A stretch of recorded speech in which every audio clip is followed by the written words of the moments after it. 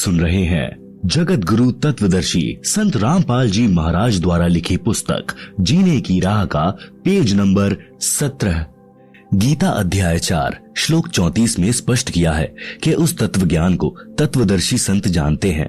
उनको दंडवत प्रणाम करने से, नम्रता पूर्वक प्रश्न करने से वे तत्व ज्ञान को जानने वाले ज्ञानी महात्मा तुझे तत्व ज्ञान का उपदेश करेंगे। वह तत्व ज्ञान जिसे ऊपर की वाणी में निर्गुण रासा कहा है, नहीं मिलने से सर्व साधक जन्म मरण के चक्र में रह गए। मार्कंडेय ऋषि ब्रह्म साधना कर रहा था। श्रीमद् भगवद गीता अध्याय 8 श्लोक 16 में कहा है कि ब्रह्मलोक में गए साधक भी पुनरावर्ती अर्थात बार बार जन्म मरण के चक्र में ही रहते हैं। पूर्व शब्द की वाणी संख्या 4। असंख्य जन्म तो है मरता होगे, जीवित क्यों ना मरे रे। द्वादश मध्य महल मठ बोरे, बहुर न देह धरे रे। सरलार्थ, हे मानव, तू अनंत बार जन्म और मर चुका है। सत्य साधना कर तथा जीवित मर। जीवित मरने का तात्पर्य है कि भक्त को ज्ञान हो जाता है कि इस संसार की प्रत्येक वस्तु अस्थाई है, यह शरीर भी स्थायी नहीं है। जन्म मृत्यु का बखेड़ा भी भयंकर है। इस संसार में दुख के अतिरिक्त कुछ नहीं है। मानव शरीर प्राप्त करके मोक्ष प्राप्त नहीं किया तो पशु जैसा जीवन जिया। जैसे गीता अध्याय 7 श्लोक 29 में कहा है कि जो साधक केवल जरा अर्थात वृद्धावस्था के कष्ट तथा मरण के दुख से ही मुक्ति के लिए जो साधना रत है, वे तत् ब्रह्म को तथा संपूर्ण अध्यात्म को तथा कर्मों को जानते हैं। इसी प्रकार तत्व ज्ञान होने के पश्चात मानव को अनावश्यक वस्तुओं की इच्छा नहीं होती। तंबाकू, शराब, मांस सेवन नहीं करता। नाच गाना मूर्खों का काम लगता है। जैसा भोजन मिल जाए उसी में संतुष्ट रहता है। आत्म कल्याण कराने के लिए साधक विचार करता है कि यदि मैं सत्संग में नहीं आऊंगा तो गुरुजी के दर्शन नहीं कर पाऊंगा। सत्संग विचार न सुनने से मन फिर से विकार करने लगेगा। वह साधक सर्व कार्य छोड़कर सत्संग सुनने के लिए चल पड़ता है। वह विचार करता है कि हम प्रतिदिन सुनते हैं तथा देखते हैं कि छोटे छोटे बच्चों को छोड़कर पिता संसार से चला जाता है, मर जाता है। बड़े बड़े पूंजीपति दुर्घटना में मर जाते हैं। सर्व संपत्ति जो सारे जीवन में जोड़ी थी उसे छोड़कर चले जाते हैं। दोबारा उस संपत्ति को संभालने नहीं आते। मृत्यु से पहले एक दिन भी कार्य छोड़ने का दिल नहीं करता था, अब परमानेंट कार्य छूट गया। एक कथा। आज भाई को फुर्सत। एक भक्त सत्संग में जाने लगा, दीक्षा ले ली, ज्ञान सुना और भक्ति करने लगा।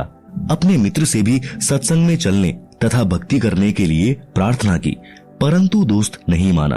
कह देता है कि कार्य से फुर्सत यानी खाली समय नहीं है। छोटे छोटे बच्चे हैं, इनका पालन पोषण भी करना है।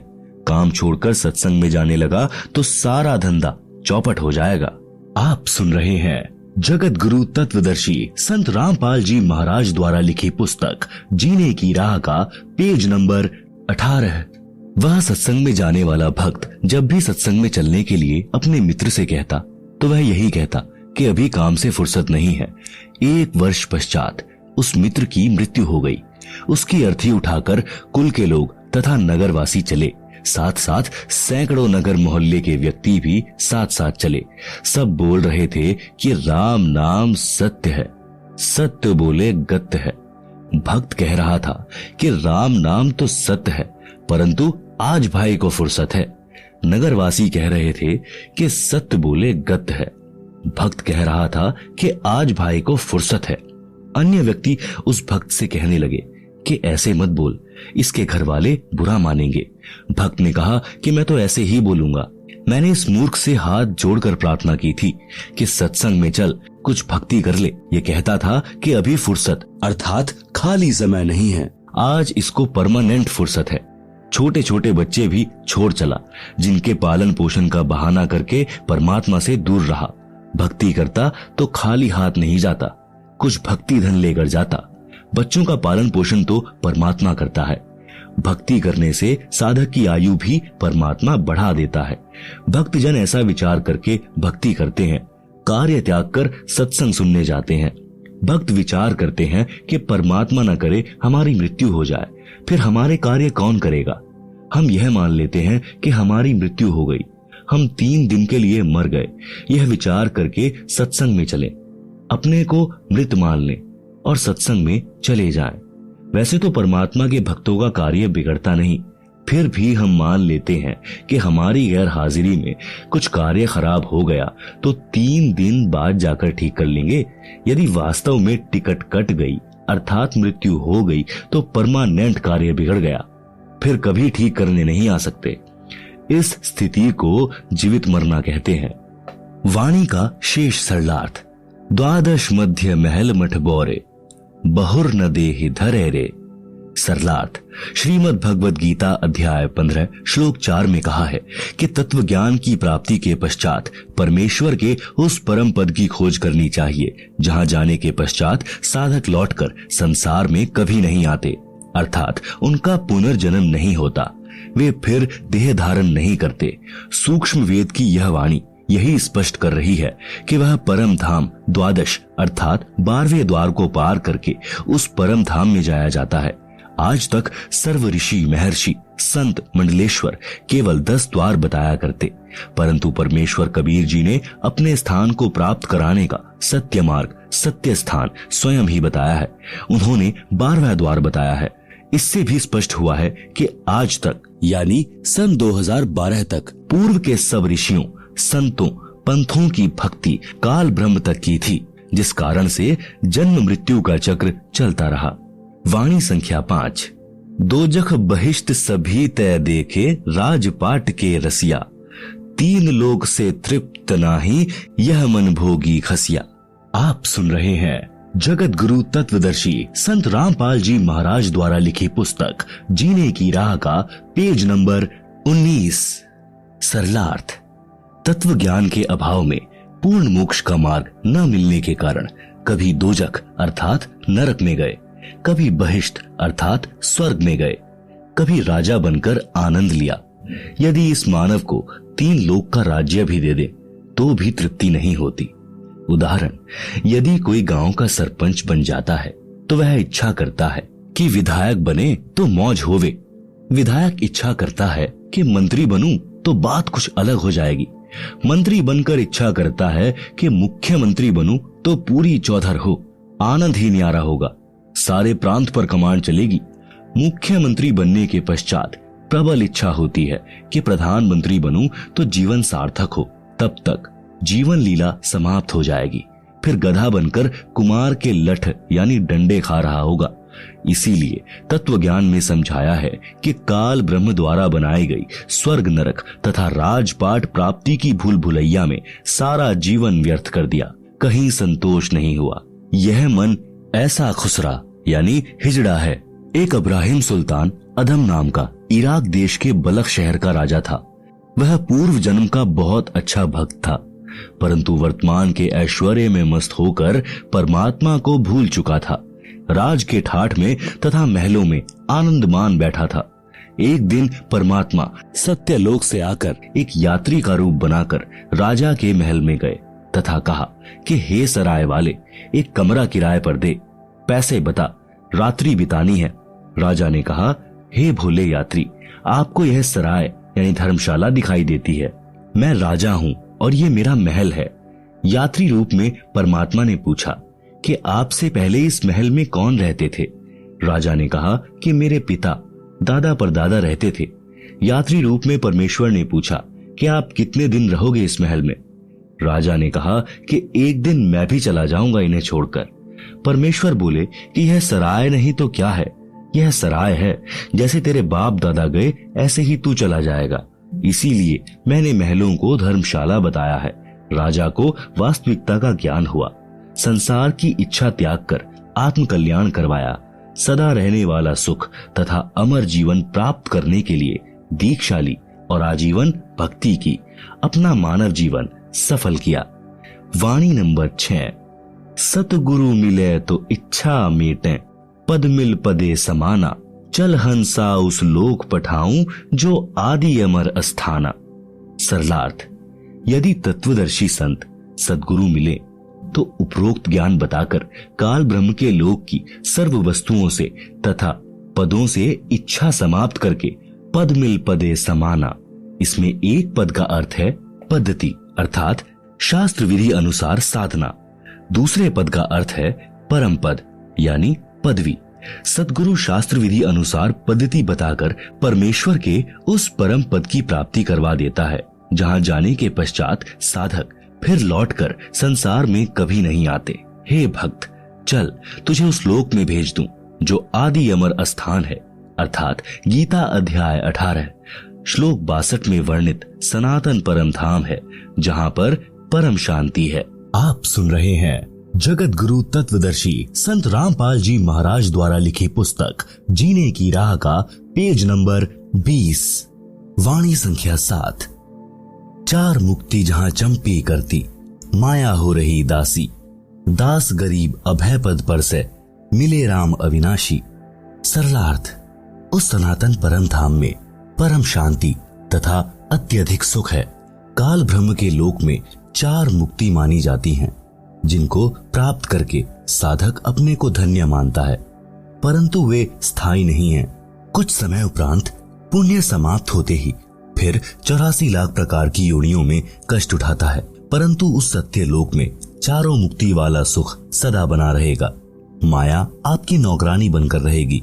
संत गरीबदास जी ने बताया है कि अमर लोक में जाने के पश्चात प्राणी निर्भय हो जाता है और उस सनातन परम धाम में वह अविनाशी राम अर्थात परमेश्वर मिलेगा।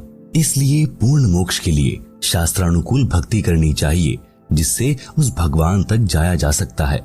उपरोक्त वाणी तथा पूर्वोक्त विवरण से स्पष्ट हुआ कि श्री ब्रह्मा जी, श्री विष्णु जी तथा शिव जी और इनके पिता काल ब्रह्म अर्थात शर पुरुष व अक्षर पुरुष सर्व राम अर्थात प्रभु नाशवान है। केवल परम अक्षर ब्रह्म ही अविनाशी राम अर्थात प्रभु है। इस परमेश्वर की भक्ति से ही परम शांति तथा सनातन परम धाम अर्थात पूर्ण मोक्ष प्राप्त होगा, जहां पर चार मुक्ति का सुख सदा रहेगा। माया अर्थात सर्व सुख सुविधाएं साधक के नौकर की तरह हाजिर रहती हैं। सूक्ष्म वेद में परमात्मा कबीर जी ने कहा है कि माया दासी संत की उभय दे आशीष, विलसी और लातों छड़ी सुमर सुमर जगदीश। भावार्थ, सर्व सुख सुविधाएं धन से होती हैं। वह धन शास्त्र विधि अनुसार भक्ति करने वाले संत भक्त की भक्ति का स्वतः होने वाला, जिसको प्राप्त करना उद्देश्य नहीं, वह फिर भी अवश्य प्राप्त होता है, बाय प्रोडक्ट होता है। जैसे जिसने गेहूं की फसल बोई तो उसका उद्देश्य गेहूं का अन्न प्राप्त करना है, परंतु भुष अर्थात चारा भी अवश्य प्राप्त होता है। चारा तोड़ा गेहूं के अन्न का बाय प्रोडक्ट है। इसी प्रकार सत्य साधना करने वाले को अपने आप धन माया मिलती है, साधक उसको भोगता है, वह चरणों में पड़ी रहती है, अर्थात धन का अभाव नहीं रहता, अपितु आवश्यकता से अधिक प्राप्त रहती है। परमेश्वर की भक्ति करके माया का भी आनंद भक्त संत प्राप्त करते हैं तथा पूर्ण मोक्ष भी प्राप्त करते हैं। उसी प्रसंग को आगे बढ़ाते हैं कि मानव शरीर प्राप्त प्राणी को अपना उद्देश्य याद रखना चाहिए, भक्ति करके अपना कल्याण करवाना चाहिए। सूक्ष्म वेद में लिखा है कि राग आसावरी शब्द नंबर 71, यह सौदा फिर नाही संतो, यह सौदा फिर नाही, लोहे जैसा ताव जात है, काया देह सराही।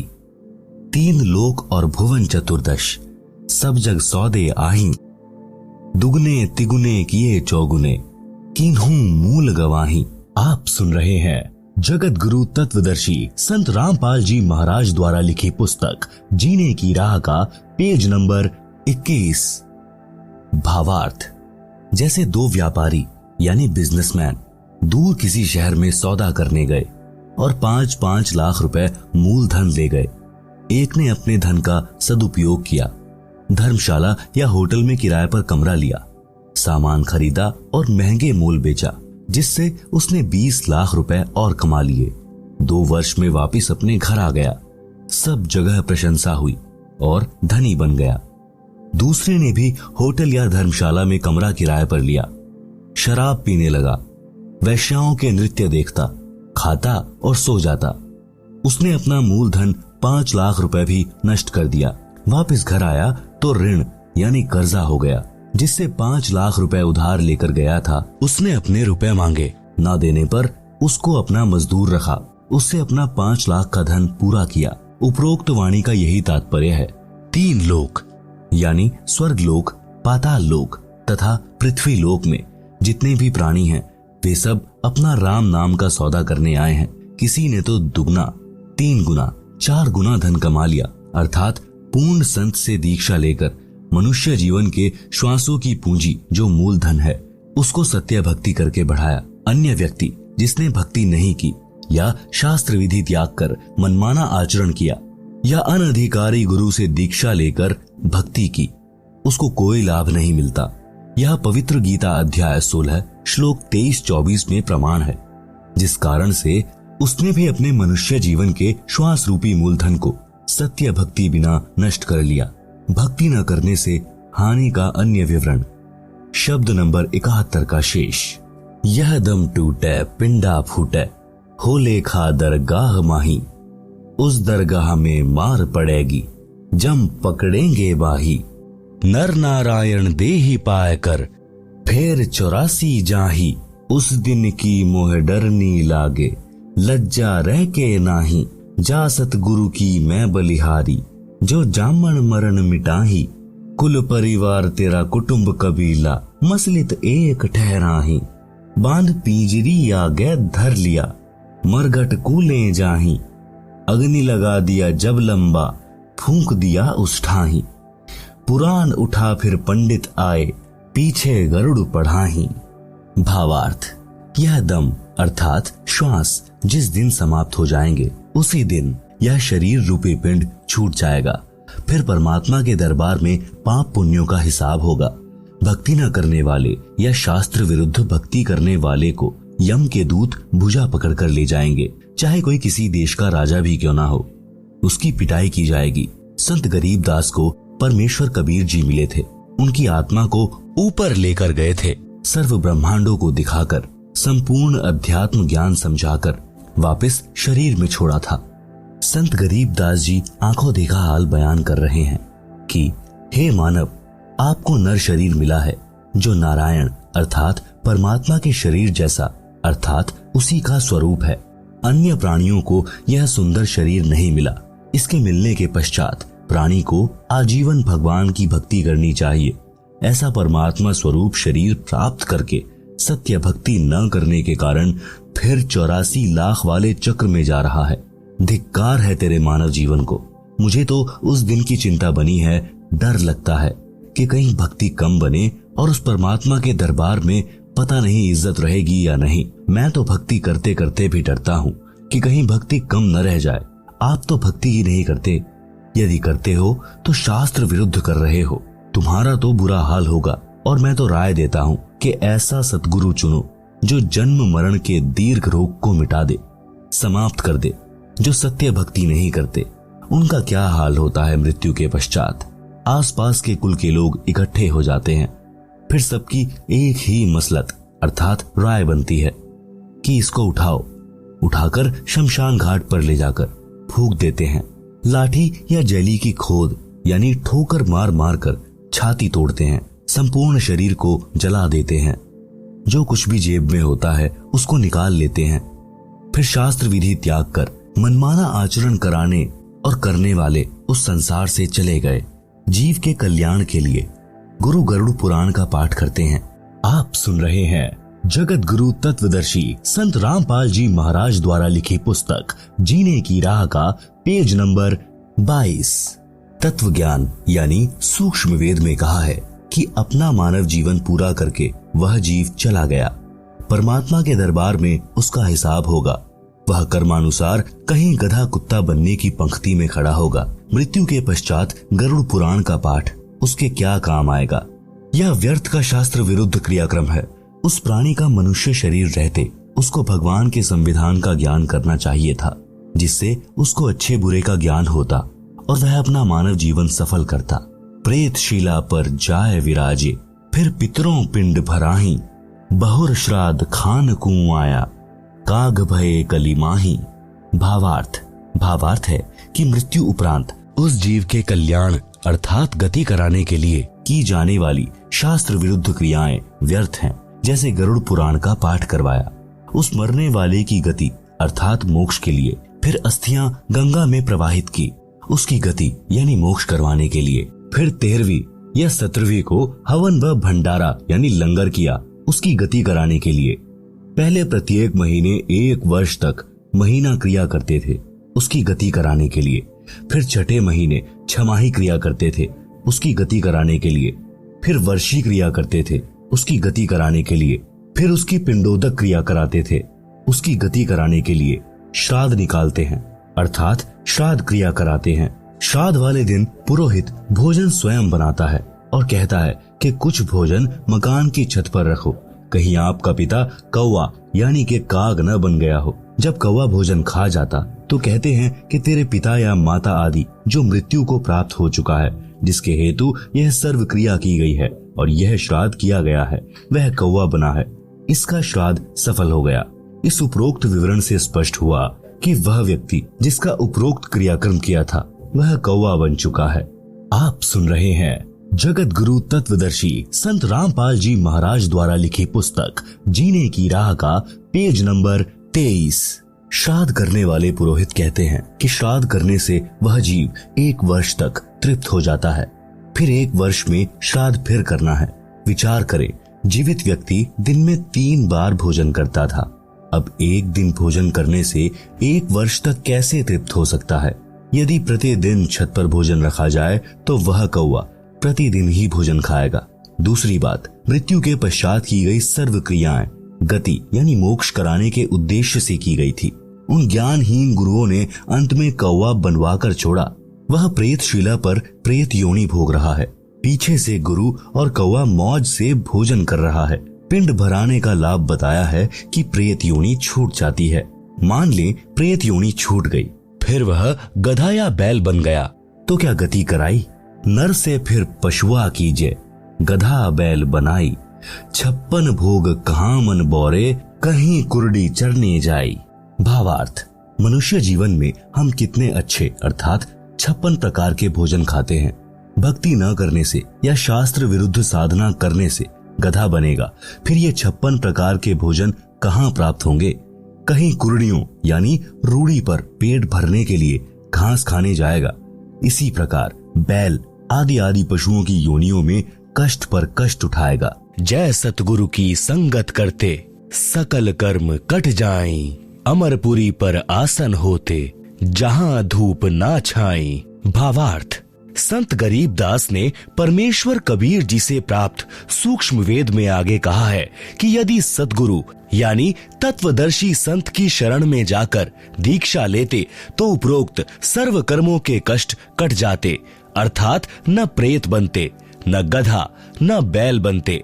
अमरपुरी पर आसन होता, अर्थात गीता अध्याय 18 श्लोक 62 तथा अध्याय 15 श्लोक 4 में वर्णित सनातन परम धाम प्राप्त होता, परम शांति प्राप्त हो जाती, फिर कभी लौटकर संसार में नहीं आते, अर्थात जन्म मरण का कष्टदायक चक्र सदा के लिए समाप्त हो जाता।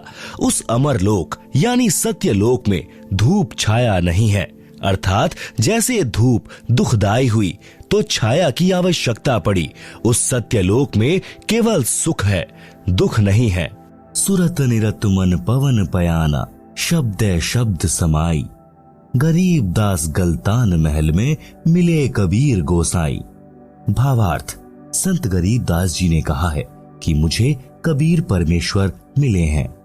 आप सुन रहे हैं जगत गुरु तत्वदर्शी संत रामपाल जी महाराज द्वारा लिखी पुस्तक जीने की राह का पेज नंबर 24। मुझे सुरत निरत मन तथा श्वास पर ध्यान रखकर नाम का स्मरण करने की विधि बताई, जिस साधना से सतलोक में हो रही शब्द धुनी को पकड़कर सतलोक में चला गया, जिस कारण से सत्यलोक यानी शाश्वत स्थान में अपने महल में आनंद से रहता हूँ। क्योंकि सत्य साधना जो परमेश्वर कबीर जी ने संत गरीबदास को जो बताई थी और उस स्थान यानी सत्यलोक को गरीबदास जी परमेश्वर के साथ जाकर देख कर आए थे, जिस कारण से विश्वास के साथ कहा कि मैं जो शास्त्रानुकूल साधना कर रहा हूँ यह परमात्मा ने बताई है। जिस शब्द अर्थात नाम का जाप करने से मैं अवश्य पूर्ण मोक्ष प्राप्त करूंगा, इसमें कोई संशय नहीं रहा। जिस कारण से मैं यानी गरीबदास सत्यलोक में बने अपने महल यानी विशाल घर में जाऊंगा, जिस कारण से निश्चिंत तथा गलतान यानी महल प्राप्ति की खुशी में मस्त हूँ, क्योंकि मुझे पूर्ण गुरु स्वयं परमात्मा कबीर जी अपने लोक से आकर मिले हैं। गरीबदास जी कहते हैं, अजब नगर में ले गए हमको सतगुरु आन, झिलके बिंब अगाध गति सूते चादर तान। भावार्थ, गरीबदास जी ने बताया है कि सतगुरु अर्थात स्वयं परमेश्वर कबीर जी अपने निज धाम सत्यलोक से आकर मुझे साथ लेकर अजब यानी अद्भुत नगर में अर्थात सत्यलोक में बने शहर में ले गए।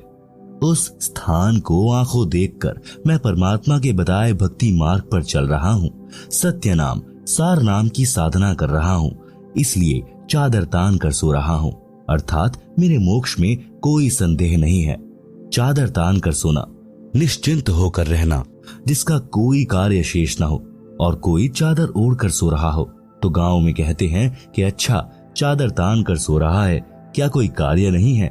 इसी प्रकार गरीबदास जी ने कहा है कि अब बड़े बड़े महल बनाना व्यर्थ लग रहा है, अब तो उस सत्यलोक में जाएंगे जहां बने बनाए विशाल भवन हैं, जिनको हम छोड़कर गलती करके यहाँ काल के मृत्यु लोक में आ गए हैं। अब दांव लगा है, सत्य भक्ति मिली है तथा तत्व ज्ञान मिला है।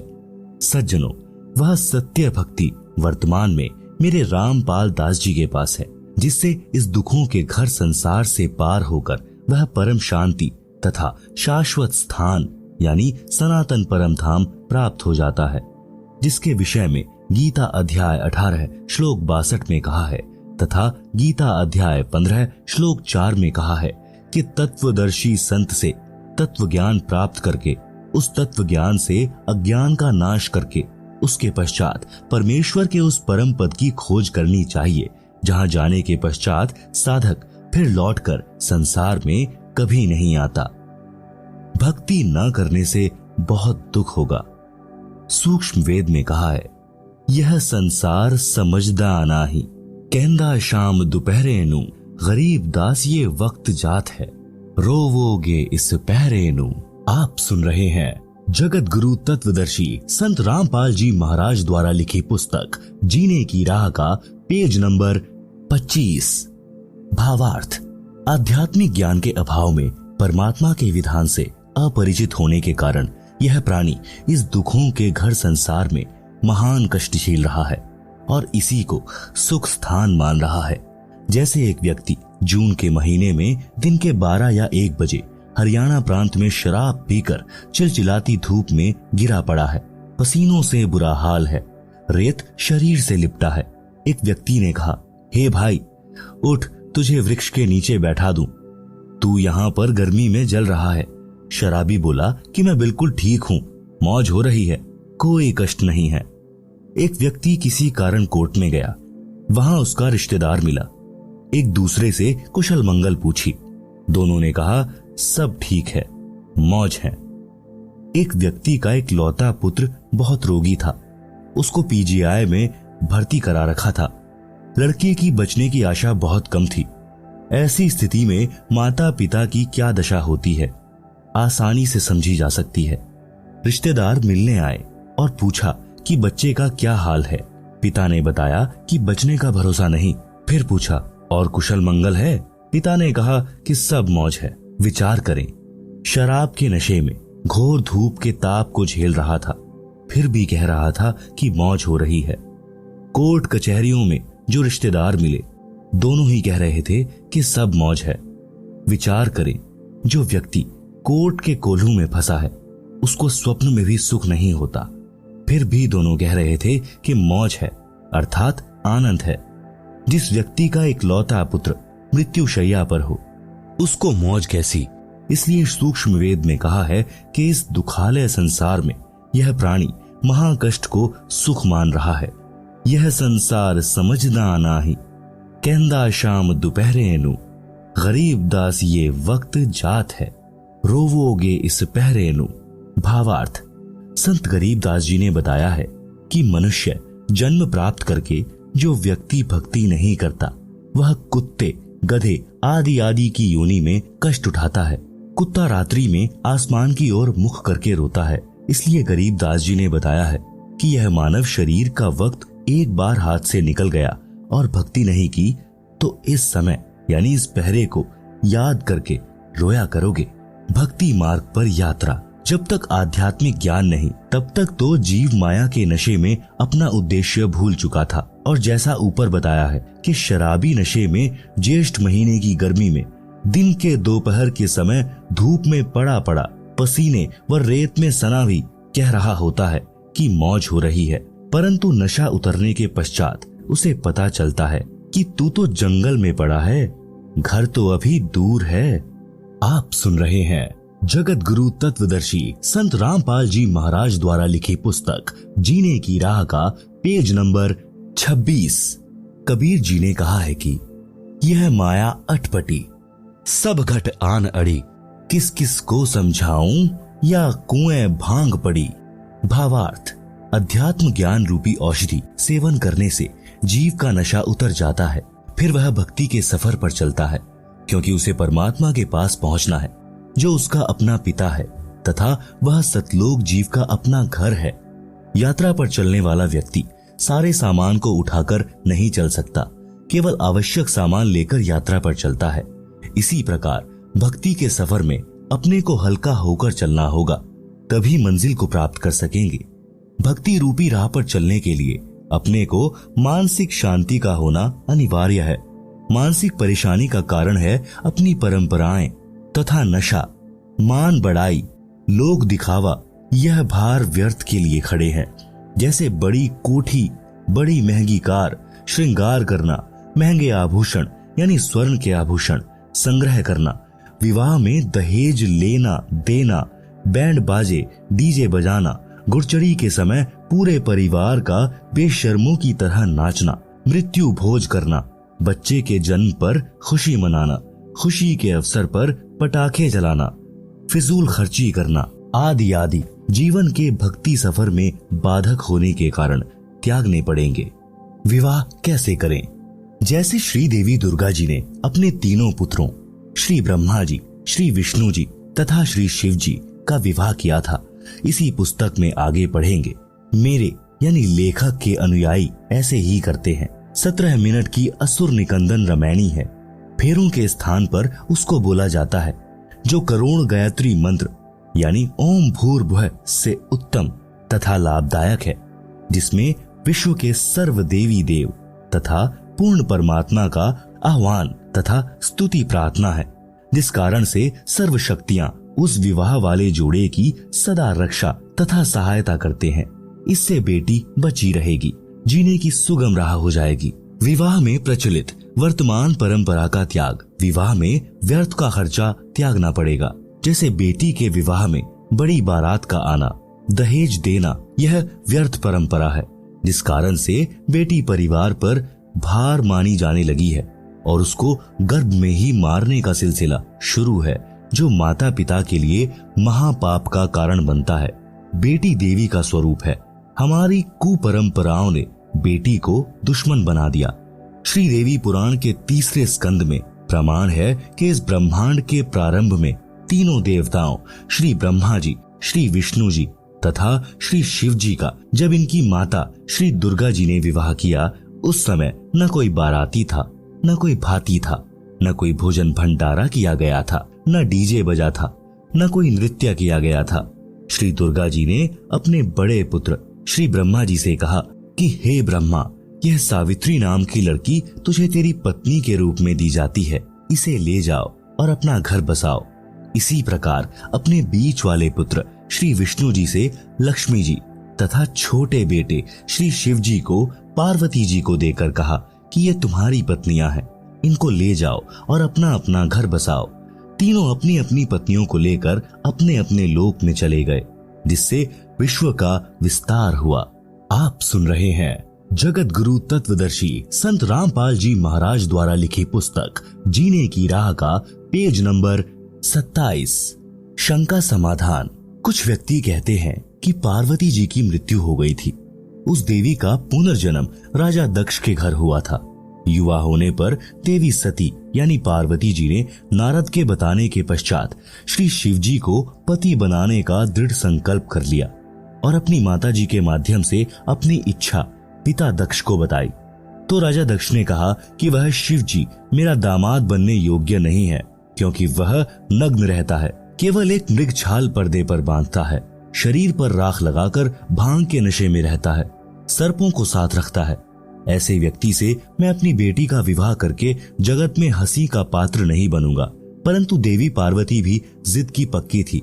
उसने अपनी इच्छा श्री शिव जी के पास भिजवा दी और कहा कि मैं आपसे विवाह करना चाहती हूँ। राजा दक्ष ने पार्वती जी का विवाह किसी अन्य के साथ निश्चित कर रखा था।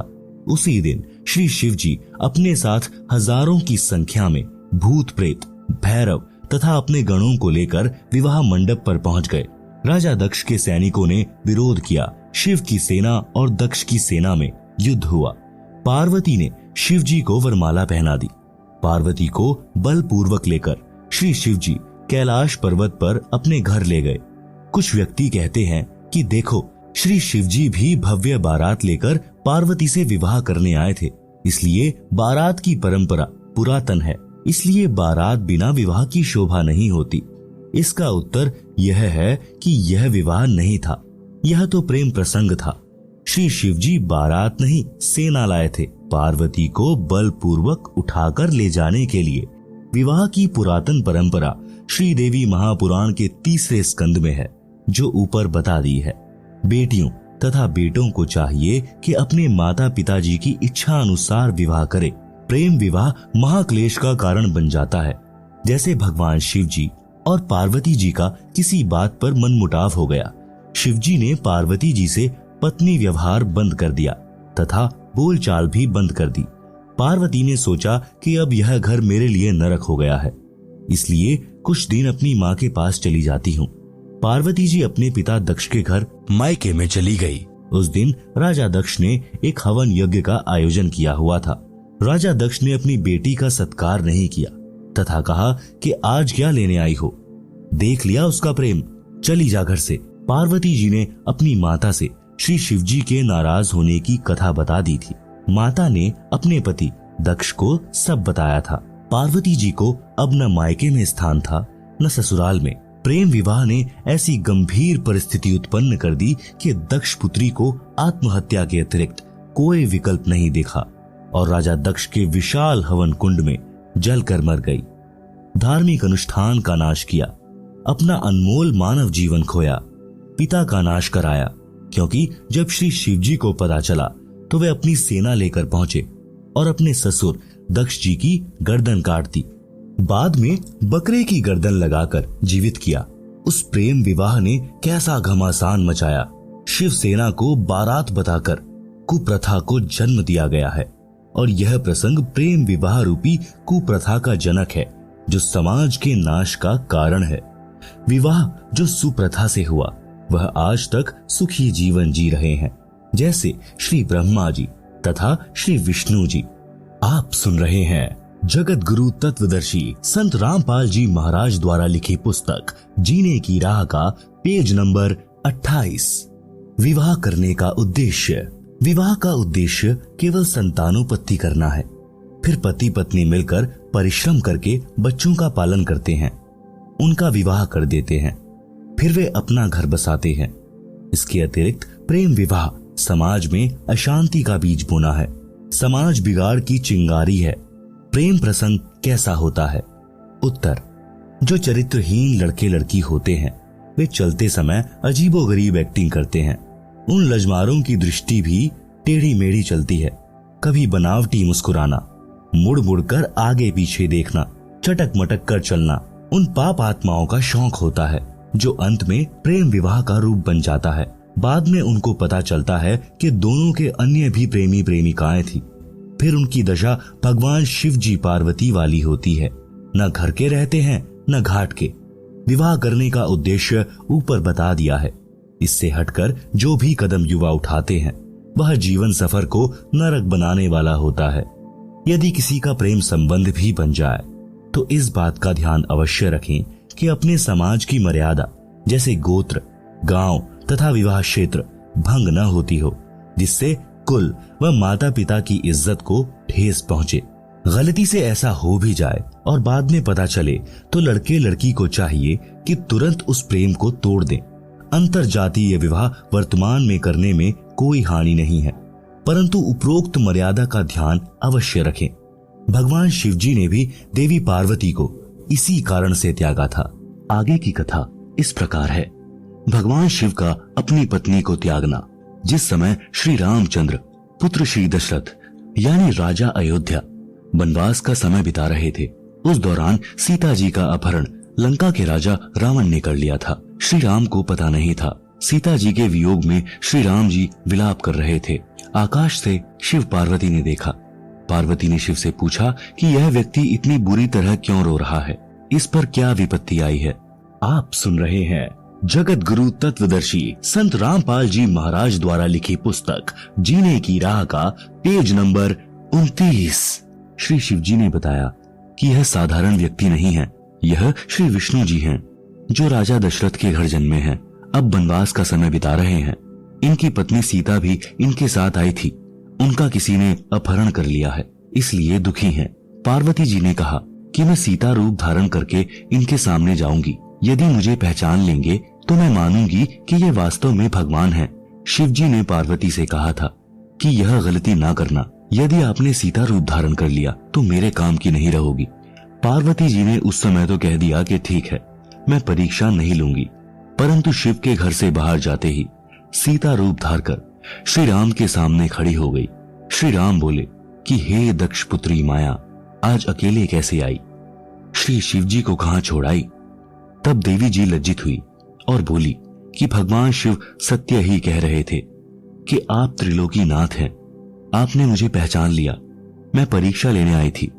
भगवान शिव को भी पता चल गया कि पार्वती ने सीता रूप धारण करके परीक्षा ली है। पार्वती जी से पूछा कि कर दिया वही काम जिसके लिए मना किया था। पार्वती जी ने झूठ भी बोला कि मैंने कोई परीक्षा नहीं ली है, परंतु शिव जी पूर्ण रूप से नाराज हो गए और प्रेम विवाह नरक का कारण बना, जो ऊपर आप जी ने पढ़ा है।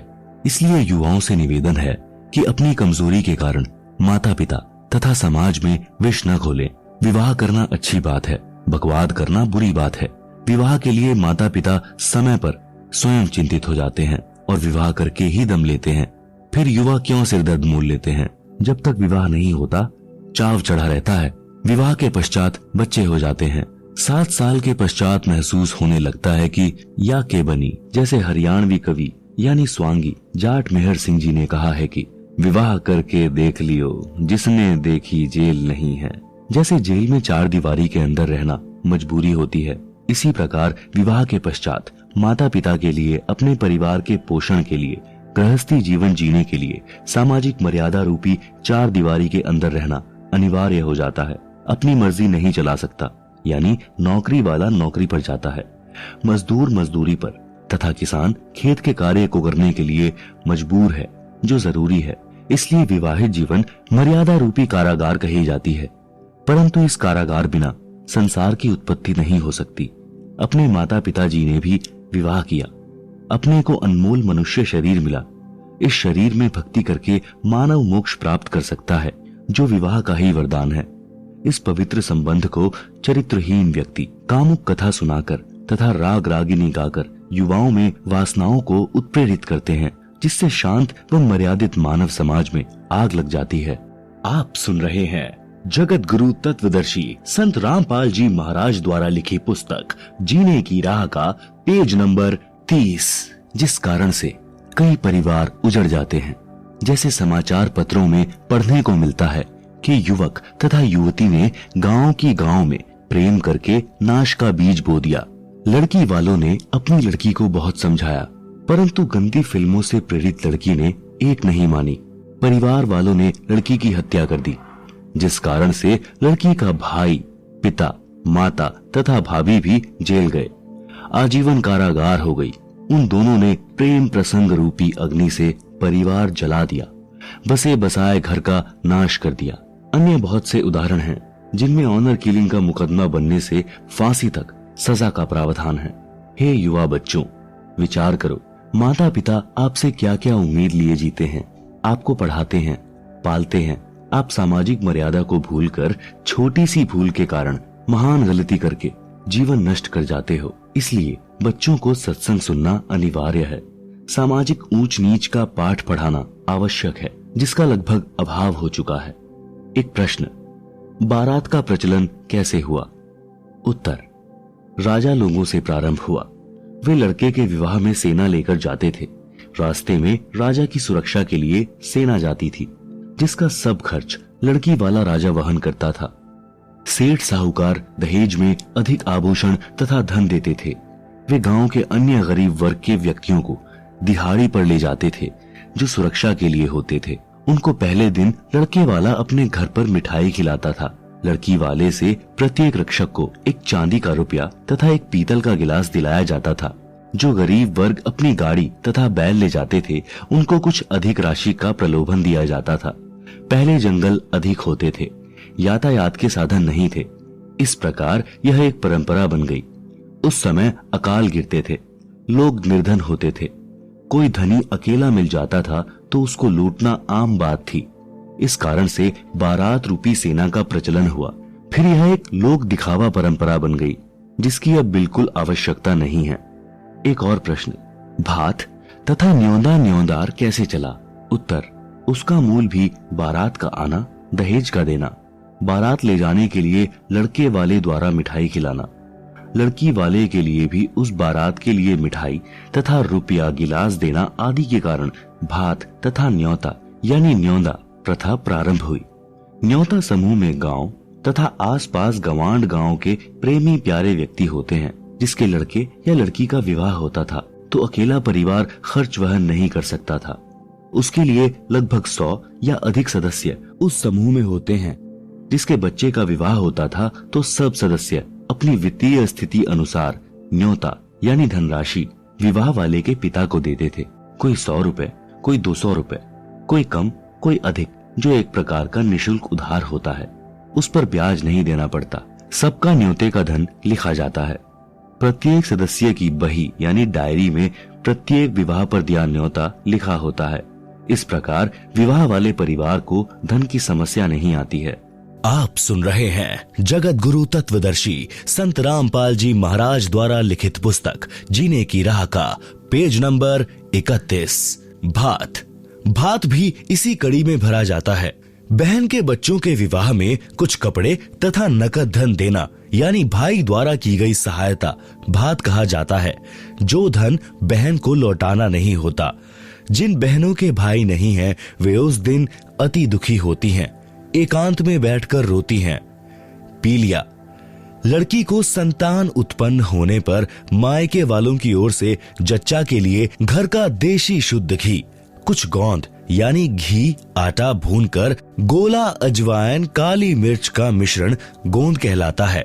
नवजात बच्चे के छोटे छोटे कपड़े यानी झुगले भी मायके वाले तथा लड़की की ननंदों द्वारा लाए जाते हैं।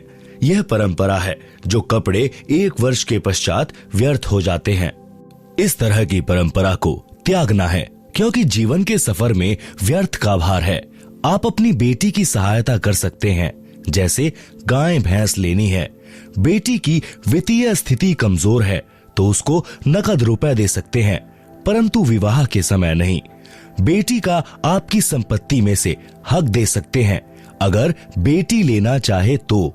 बेटी को चाहिए कि आवश्यकता पड़ने पर धन ले, परंतु फिर लौटा दे। परमात्मा पर विश्वास रखें, आपका सम्मान बना रहेगा। समाधान, इन सब का समाधान है कि विवाह को सूक्ष्म वेद के अनुसार किया जाए। आप जी ने 4 वेद सुने हैं, यजुर्वेद, ऋग्वेद, सामवेद तथा अथर्ववेद, परंतु 5वां वेद सूक्ष्म वेद है, जो स्वयं पूर्ण ब्रह्म जी ने पृथ्वी पर प्रकट होकर अपने मुख कमल से अमृतवाणी द्वारा प्रदान किया है। मेरे यानी रामपाल दास के अनुयायी उसी 5वें वेद के अनुसार विवाह रस्म करते हैं, जिसमें कोई उपरोक्त परंपरा की आवश्यकता नहीं पड़ती। विवाह पर तथा अन्य अवसरों लड़की लड़के वाले पक्ष का कोई खर्च नहीं कराना होता, केवल कन्यादान यानी बेटी दान करना है। लड़की अपने पहनने के लिए केवल 4 ड्रेस ले जा सकती है। जूता तो पहन ही रखा है। बस जिस घर में जाएगी वह परिवार उस बेटी को अपने घर के सदस्य की तरह रखेगा, अपने घर की वित्तीय स्थिति के अनुसार अन्य सदस्य के समान सर्व आवश्यक वस्तुएं उपलब्ध कराएगा। बेटी अपने माता पिता भाई भाभी पर कोई भार नहीं बनेगी। जब कभी अपने मायके आएगी तो कोई सूट तथा नकद नहीं लेगी, जिस कारण से भाभी भाई को भी प्यारी लगेगी। भाभी को ननंद इसलिए खटकती है कि आ गई, 4-5 हजार खर्च करवा कर जाएगी, परंतु हमारी बेटी सम्मान के साथ आएगी और सम्मान के साथ लौट जाएगी। अपने मायके वालों से कोई वस्तु नहीं लेगी, जिससे दोनों पक्षों का परस्पर अधिक प्रेम सदा बना रहेगा। भक्ति भी अच्छी होगी। इस प्रकार जीने की यथार्थ राह पर चलकर हम शीघ्र मंजिल पर यानी मोक्ष तक पहुंचेंगे। एक प्रश्न, जिनको संतान प्राप्त नहीं होती है उस बे औलादे यानी संतानहीन का तो सुबह या शुभ कर्म को जाते समय मुख देखना भी बुरा मानते हैं, ऐसा क्यों? उत्तर, यह संपूर्ण आध्यात्मिक ज्ञान के टोटे के कारण गलत धारणा है। पाठक जन इसी पुस्तक के पृष्ठ 6 पर पढ़ें कि एक व्यक्ति के 4 पुत्र थे, उसको अधरंग हो गया तो किसी ने सेवा नहीं की। क्या उस आदमी के दर्शन इसलिए अच्छे हैं कि उसके संतान है? उसकी दुर्गति को कौन देखना अच्छा समझेगा? कृतघ्न पुत्र। एक व्यक्ति के 2 पुत्र थे। वह व्यक्ति फौज से सेवानिवृत्त था। पेंशन बनी थी। पुत्र अलग अलग हो गए। छोटे पुत्र ने माता को अपने घर पर रख लिया क्योंकि बच्चे छोटे थे। माता उनकी देखरेख के लिए चाहिए थी। बड़े के बाटे पिता आ गया। पिता ने कहा कि मैं पेंशन के रुपए उसको दूंगा जिसमें रोटी खाऊंगा। छोटा बेटा कहता था कि आधी आधी पेंशन बांट दिया कर। पिता ने मना कर दिया तो एक दिन पिता के सिर में लाठी मारी। पिता तुरंत मर गया। लड़के को आजीवन कारावास की सजा हो गई। व्यक्ति को पुत्र प्राप्त होने के कारण उसके दर्शन शुभ माने जाते थे, जिसके साथ अशुभ हो गया। अब आध्यात्मिक तराजू यानी बैलेंस में तोलकर देखते हैं कि बिना संतान वाले के दर्शन शुभ हैं या अशुभ। जैसे इसी पुस्तक में ऊपर स्पष्ट किया है कि परिवार संस्कार से बनता है। कोई कर्ज उतारने के लिए पिता पुत्र, पत्नी, माता पिता, बहन भाई आदि के रूप में जन्म लेकर परिवार रूप में ठाठ से रहते दिखाई देते हैं, परंतु कई युवा अवस्था में मर जाते हैं, कई विवाह होते ही मर जाते हैं। ये सब अपना ऋण पूरा होते ही अविलंब शरीर त्याग जाते हैं। जिनको संतान नहीं हुई है उनका कोई लेन देन शेष नहीं है। वे यदि पूर्ण गुरु से दीक्षा लेकर भक्ति करें तो उन जैसा सौभाग्यवान कोई नहीं है। न किसी के जन्म की खुशी न मृत्यु का दुख। उन बिना औलाद वालों का दर्शन तो अति शुभ है। यदि भक्ति नहीं करते तो चाहे औलाद यानी संतान वाले हों, चाहे बे औलादे यानी बिना संतान वाले, दोनों ही अपना जीवन नष्ट कर जाते हैं। यदि भक्ति करते हैं तो दोनों के दर्शन शुभ हैं। बे औलादों सावधान। जिन पुण्यात्माओं को संतान नहीं होती तो आध्यात्मिक ज्ञान के अभाव से उनकी तड़फ संतान प्राप्ति की बनी रहती है। उसके लिए हर संभव प्रयत्न करते हैं, फिर भी कोई लेन देन वाला यानी संतान नहीं मिलता है तो आजीवन संतान प्राप्ति न होने के दुख को झेलते हैं। विशेषकर स्त्री की संतान उत्पन्न करने की इच्छा प्रबल होती है। वह अपने को बांझ कहलवाना नहीं चाहती। भले ही जांच करके डॉक्टर बता देते हैं कि आप में बांझ के कोई लक्षण नहीं है, विधाता की लीला है, परंतु तत्व ज्ञानहीन स्त्री इसी तड़फ में मर जाती है। भक्ति न करने के कारण उसका अगला जन्म कुतिया का होता है। फिर जम के दूत उसे कहते हैं कि बहन जी, अब संतान पैदा करके सारी कसर निकाल ले। एक ब्यात में 8 जामेगी यानी जन्म देगी। फिर अगला जन्म तेरा सूरी का होगा। एक बार में 12 संतान को जन्म देगी और 7-8 ब्यात करेगी। संतान की सारी भूख मिटा लिए। हे पुण्यात्मा, पाठक भाई बहनों, अध्यात्म ज्ञान को समझो, मानव जीवन को सफल बनाओ, जीने की राह समारो यानी निर्बाध बनाओ, यानी पूर्ण गुरु से दीक्षा लेकर भक्ति करके कल्याण करवाओ। विवाह में ज्ञानहीन नाचते हैं, एक दिन समाचार पत्र में पढ़ा कि रोहतक का लड़का भिवानी विवाह के लिए कार में जा रहा था। उसके साथ दोनों बहनों के पति भी उसी कार में सवार थे। पहले दिन सब परिवार वाले, बहनें, माता पिता, भाई बटेव, चाचा ताऊ डीजे बजाकर नाच रहे थे। उधमस उतार रखा था। कलानौर के पास दूल्हे वाली गाड़ी बड़े ट्राले से टकराई। सर्व कार के यात्री मारे गए। दूल्हा मरा, दोनों बहनें विधवा हुई। एक ही पुत्र था, सर्वनाश हो गया। अब नाच लो डीजे बजाकर। परमात्मा की भक्ति करने से ऐसे संकट टल जाते हैं। इसलिए मेरे रामपाल दास के अनुयायियों को सख्त आदेश है कि परमात्मा से डरकर कार्य करो, सामान्य विधि से विवाह करो। इस गंदे लोक यानी काल के लोक में एक पल का विश्वास नहीं कि कब बिजली गिर जाए। एक कथा, संतों की शिक्षा। एक गांव का व्यक्ति पहली बार श्री नानक देव जी के पास गया। उसने देखा कि संत जी मायूस अवस्था में एकांत में बैठे थे, स्मरण कर रहे थे। उस आदमी ने सतनाम वाहेगुरु बोला। श्री नानक जी ने भी उत्तर दिया, भोजन करवाया, ज्ञान विचार सुनाए। वह व्यक्ति चला गया।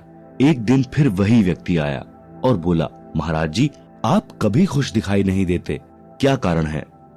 संत नानक जी ने कहा कि न जाने काल की कर डारे, किस विधि ढल जा पासावे, जिन्हाते सिरते मौत खुड़कदी, उन्हानु केहड़ा हांसावे। भावार्थ, संत नानक जी ने कहा कि हे भाई, इस मृत्यु लोक में सब नाशवान है, पता नहीं किसकी जाने की बारी कब आ जाए। इसलिए जिनके सिर पर मौत गरज रही हो, उस व्यक्ति का नाचना गाना, हंसी मजाक कैसे अच्छा लगेगा? मूर्ख या नशे वाला व्यक्ति इस गंदे लोक में खुशी मनाता है। जैसे एक व्यक्ति की पत्नी को विवाह के 10 वर्ष पश्चात पुत्र हुआ, उसके उत्पन्न होने की खुशी में लड्डू बनाए, बैंड बाजे बजाए, उधमस उतार दिया। अगले वर्ष जन्मदिन को ही मृत्यु हो गई। कहां तो जन्मदिन की खुशी की तैयारी थी, कहां रोआ पीटी शुरू हो गई। घर नरक बन गया। अब मना लो खुशी। वह व्यक्ति सच्चाई सुनकर कांप गया और बोला कि हे प्रभु, आपकी बातें सत्य हैं, परंतु क्या आप कभी खुशी नहीं मनाते? आप सुन रहे हैं जगत गुरु तत्वदर्शी संत रामपाल जी महाराज द्वारा लिखी पुस्तक जीने की राह का पेज नंबर 34। श्री नानक जी ने उत्तर दिया कि खुशी मनाता हूं। साधु मिले साढ़े शादी हुंदी, बिछुड़दा दिलगीरी वे, अखदे नानक सुनो जिहाना, मुश्किल हाल फकीरी वे। भावार्थ, जब मेरे शिष्य सत्संग सुनने आते हैं तो साध संगत को देखकर मेरे को खुशी होती है कि सब भक्ति पर लगे हैं, कोई विचलित नहीं हुआ है। जब ये सत्संग के पश्चात जाते हैं तो मायूसी छा जाती है कि कहीं कोई सिर फिरा इनको भ्रमित करके परमात्मा से दूर न कर दे। श्री नानक जी ने कहा कि ज्ञानहीन संतों ने फकीरी यानी भक्ति को कठिन बना दिया है। वे पूर्ण मोक्ष मार्ग जानते नहीं, भ्रमित करने को गुरु बने हैं, जो मीठी मीठी बातें बनाकर मेरे भक्तों को काल के जाल में ले जाते हैं। इसलिए जब तक वे पुनः सत्संग में सब नहीं आते तो मुझे चिंता बनी रहती है। सब आ जाते हैं तो खुशी होती है, परंतु हम नाचते गाते नहीं, दिल में महसूस करते हैं। मौत को कभी नहीं भूलते। कबीर जी ने कहा है, मौत बिसारी मूर्खा, अचरज किया कौन, तन मिट्टी में मिल जाएगा, ज्यों आटे में लौन। शब्दार्थ, हे मूर्ख मानव, तूने कैसा आश्चर्य कर रखा है कि मृत्यु को भूला है। तेरा शरीर एक दिन मृत्यु को प्राप्त होकर मिट्टी में मिल जाएगा। तेरा नाम निशान यानी चिन्ह भी दिखाई नहीं देगा, जैसे आटे में नमक मिलने पर दिखाई नहीं देता। भावार्थ है कि मृत्यु का दिन भूलकर ही मनुष्य यानी स्त्री पुरुष स्वार्थवश गलतियां करता है और संसार में बेफिक्र रहता है। यदि मृत्यु याद है तो मानव कभी पाप व गफलत नहीं कर सकता। अन्य उदाहरण, एक सेठ एक दिन एक संत के आश्रम में गया। संत की कृपा से उसको अच्छा लाभ हो गया। वह सेठ सेब, संतरों, केलों का बड़ा थैला भर कर गया। संत जी ने एक टोकरे में डाल दिए जिसमें फल प्रसाद रखते थे। सेठ 2 दिन बाद गया तो टोकरा फलों से भरा था। कुछ प्रसाद संत ने भक्तों को बांट दिया। कुछ भक्त फल प्रसाद लाए, वह टोकरे में डाल दिया। सेठ ने संत से कहा कि महाराज, आप फल क्यों नहीं खाते? संत जी बोले कि मेरे को मौत दिखाई देती है, इसलिए खाया नहीं जाता। सेठ ने पूछा, महाराज कब जा रहे हो संसार से? संत जी बोले, आज से 40 वर्ष पश्चात मेरी मृत्यु होगी। सेठ बोले, हे महाराज, यूं तो सबने मरना है, फिर क्यों डरना? यह भी कोई बात हुई? इस तरह तो आम आदमी भी नहीं डरता। आप क्या बात कर रहे हो? सेठ जी दूसरे तीसरे दिन आए और इसी तरह की बात करें। उस नगरी का राजा भी उस संत जी का भक्त था। संत जी ने राजा से कहा कि आपकी नगरी में किरोड़ी मल सेठ है, चंदन की लकड़ी की दुकान है, उसको फांसी की सजा सुना दो और 1 महीने बाद चांदवी 14 को फांसी का दिन रख दो। जेल में सेठ की कोठरी यानी कक्ष में फलों की टोकरी भरी रहे तथा दूध का लोटा 1 सेर यानी 1 किलोग्राम का भरा रहे। खाने को खीर, हलवा, पूरी, रोटी तथा सब्जी देना।